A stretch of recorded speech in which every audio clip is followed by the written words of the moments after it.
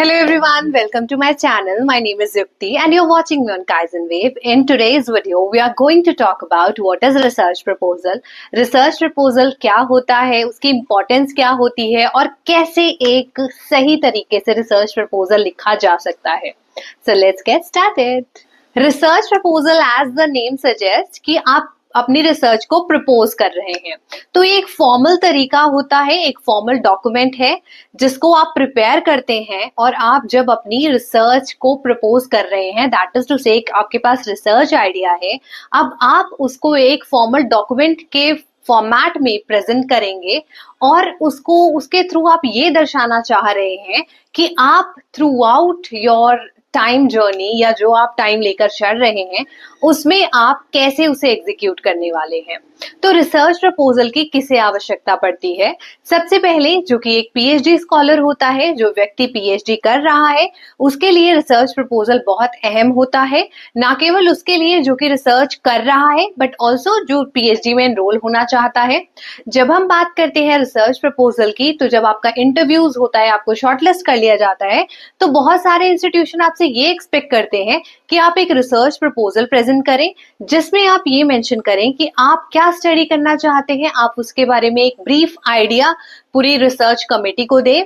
तो वो भी इंटरव्यू के किसी यूनिवर्सिटीज में एक स्टेप रहता है जिसमें आपको प्रेजेंटेशन देने को कहा जाता है, जिसमें आप प्रपोज करते हैं कि आप क्या रिसर्च करना चाह रहे हैं. दूसरी चीज है जो पीएचडी स्कॉलर्स है, जो ऑलरेडी एनरोल्ड है पीएचडी में, अब उनका कोर्स वर्क खत्म हो गया है, फिर उन्हें समय दिया जाता है और जो समय दिया जाता है उसमें उन्होंने अपने पर्टिकुलर टॉपिक पर काम करना होता है. रिसर्चर्स को बेसिकली ये डिसाइड करना होता है कि वो अपने पीएचडी के दौरान कौन से टॉपिक पर रिसर्च करेंगे, उसे वो प्रेजेंट करते हैं जिसमें वो ऑब्जेक्टिव्स, रिसर्च क्वेश्चंस, मेथोडोलॉजी और क्या वो मेथड यूज करने वाले हैं और क्या उनकी एक्सपेक्टेड आउटकम्स हैं उनको मेंशन करते हैं.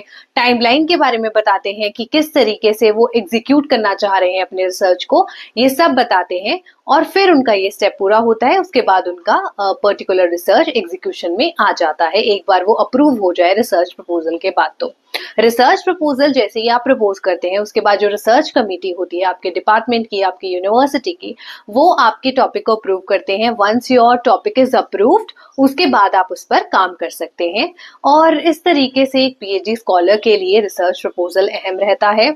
अगर कोई फंडिंग एजेंसी रिसर्च प्रोजेक्ट्स को फंड कर रही है और आप उसमें अप्लाई करना चाहते हैं, वहां भी आपको रिसर्च प्रपोजल बनाना पड़ता है, आपको प्रपोज करना पड़ता है कि आप क्या रिसर्च करेंगे जिससे कि जिसके लिए आपको फंडिंग दी जाए और आप कैसे कंट्रीब्यूट करेंगे उस ऑर्गेनाइजेशन के लिए, कि उनकी क्या एक्सपेक्टेशंस है, वो आप अपनी रिसर्च के थ्रू फुलफिल कर पाएंगे कि नहीं. तो ये सारी चीजें आपको मेंशन करनी होती हैं.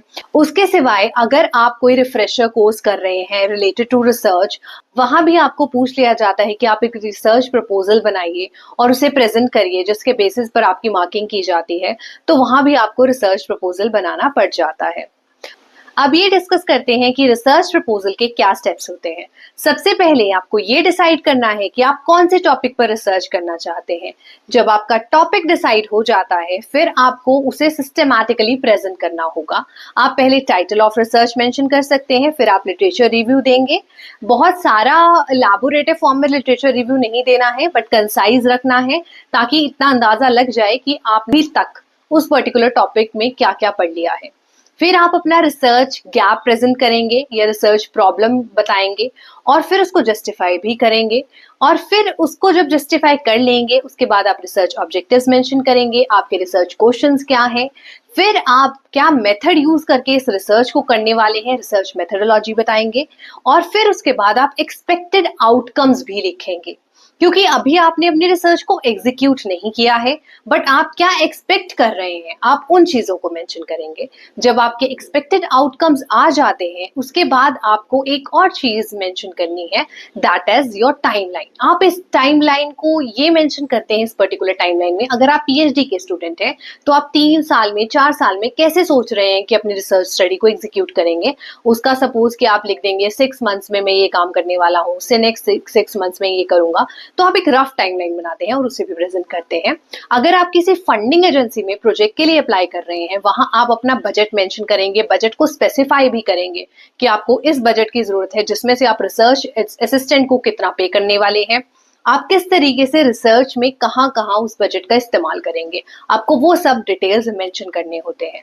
और फिर आप एट लास्ट अपने रेफरेंसेस दे सकते हैं। तो इसी तरीके से आप एक रिसर्च प्रपोजल को स्ट्रक्चर कर सकते हैं। तो रिसर्च प्रपोजल एक रिसर्चर के लिए बहुत जरूरी होता है, उसे क्लियरली कंसाइज वे में प्रेजेंट करना बहुत जरूरी होता है। रिसर्चर का काम है कि अगर उसके रिसर्च प्रपोजल से वो कन्वे कर पा रहा है वो क्या स्टडी करने वाला है, लोग इंटरप्रेट उसको सही तरीके से कर पा रहे हैं, तो इसका मतलब आपने जस्टिस की है अपने रिसर्च प्रपोजल के साथ। जब लोगों को आइडिया लग जा रहा है कि आपकी रिसर्च स्टडी किस चीज के बारे में है, आप क्या करेंगे और आप क्या कॉन्ट्रीब्यूट करने वाले हैं, आपकी एक्सपेक्टेड आउटकम्स भी दिखाएंगी कि आप क्या कॉन्ट्रीब्यूट करने वाले हैं अपनी रिसर्च से, तो वो सब चीजें आपके रिसर्च प्रपोजल में मेंशन्ड होती हैं, जिसके थ्रू लोगों को अंदाजा मिलता है कि आप अपनी स्टडी को कैसे एग्जीक्यूट करने वाले हैं। So that is all in this video. Stay tuned to our channel. Keep watching. Bye bye.